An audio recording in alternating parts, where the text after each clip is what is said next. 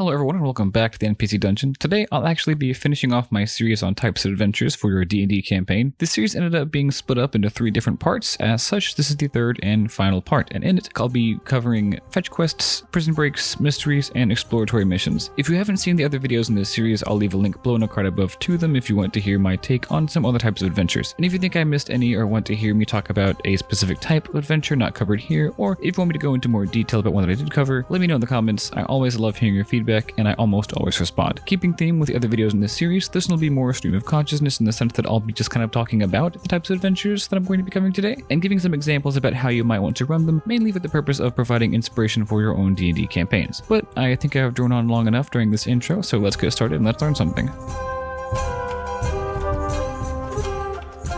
So, like I said earlier, first up is fetch quests. These are super common and super easy, so I won't spend too much time on them. In my opinion, they are by far the easiest to set up, and feel the most natural to plan for, at least for me. You can have an NPC who lost something and wants the players to recover it, and if you remember, the 3rd campaign I told stories from on this channel followed this same setup, so if you want to see an example of just how far you can take this kind of adventure, I'll leave a link and a card to that series for you. And speaking of how far you can go with it, like I said before on this channel, these simpler adventures really offer a lot of room to expand, and you can really do a lot with them. Ask yourself, why does the NPC want the object back? Why is it missing? Did someone steal it? Will someone be trying to stop the players from retrieving it? Why? Are there other groups who want it too? Maybe it's some kind of competition or tournament, and the list goes on. And I really hope this list of questions sparks some ideas for your next fetch quests, or maybe gave you ideas for other questions to ask yourself and inspiration as you plan for your campaign.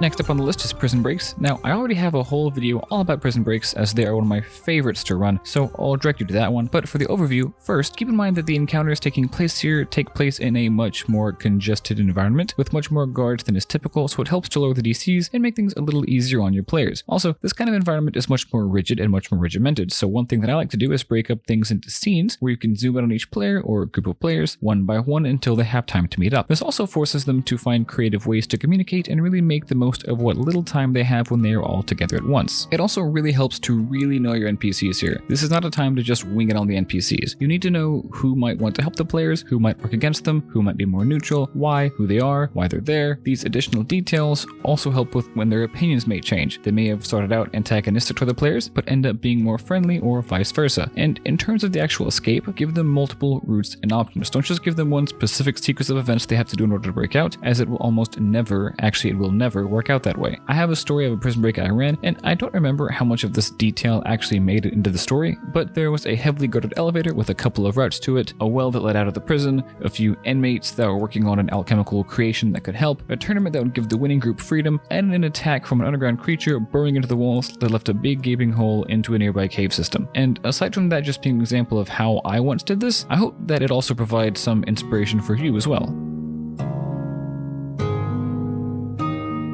And now on to mysteries. I also have a video on mysteries, reason being I almost always try to work some kind of mysterious elements into my campaign as a way of keeping the players engaged, and I just really enjoy running them. That being said, I'm probably going to end up kind of breezing through this one as well. One thing that I always like to say for mysteries is don't plan for clues, plan for the crime. By this I mean don't leave a random diary entry or a footprint somewhere just because. The clues your players find should naturally spring up out of the mystery, not the other way around. Think about what would be left behind naturally. In the same vein, think about what the players wouldn't know going into it. Mysteries shouldn't be complicated just because the criminal had some kind of convoluted Batman villain plan that would never plausibly work in real life. Mysteries are complicated because the players don't have all the information. They'll also have to go around different locations and seek out the information. And as one last little point on mysteries, it's important to leave obvious places to investigate. For example, did the victim work at a bank? Well, maybe make that a place to be investigated. And when your players go there, even if it isn't a place you planned on them going to, there better be at least some clue. That being said, that's going to happen a lot. This is D&D after all. There will be places that your players investigate that you didn't plan on. So in these types of adventures, and even more than others, it's really important to have all of the clues and locations, and for that matter the NPCs as well, set up ahead of time so that you can adapt and pivot for when the unexpected inevitably occurs. I know I focus more on how-to rather than examples and inspiration for that point, but mysteries are one of those types of adventures that can be really hard to do well, especially in a game like D&D where anything can happen, so I really hope that helped.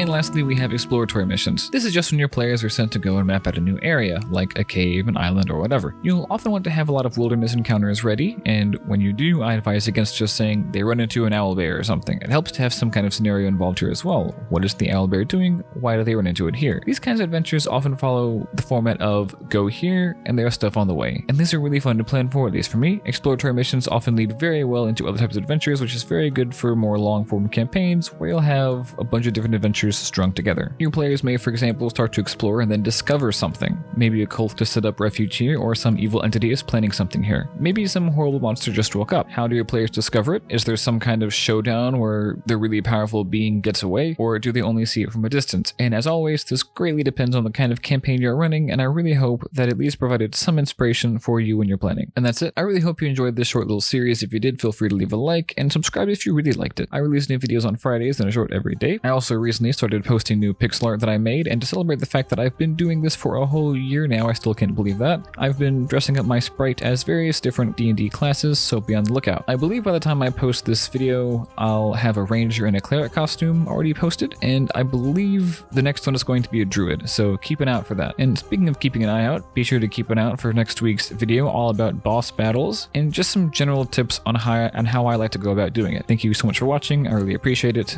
I really hope you found this video helpful, and until next time, let's learn something.